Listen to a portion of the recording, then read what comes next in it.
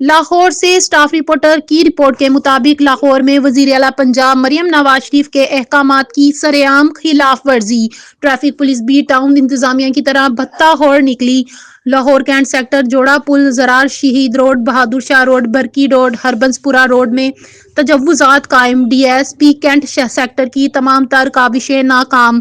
تجاوزات کی فرضی کارروائیاں صرف مال پانی جمع کرنے کے لیے کی جا رہی ہیں۔ آپریشن کے 10 منٹ بعد جوڑا پل میں تجاوزات دوبارہ قائم کر دی جاتی ہیں۔ ٹریفک وارڈن کی ملی بھگت سے تجاوزات مافیا کو آگاہ کیا جاتا ہے کہ جبکہ ڈمی اور فیک اداروں کے نمائندگان تجاوزات مافیا کو خبردار کرتے ہیں۔ انکشاف ہوا ہے کہ D S P traffic fake اور جعلی سرپرستوں سے رات گئے تک میٹنگ کرتا ہے اور اپنی دہاڑیاں لگانے میں مصروف رہتا ہے، جبکہ ٹریفک وارڈن جوڑا پل اشفاق چوک سے پھل فروش سبزیاں اور کھانے پینے کی اشیاء مفت میں لے جا رہے ہیں، جبکہ کئی ہوٹل مالکان سے مفت کے کھانے بھی منگوائے جاتے ہیں۔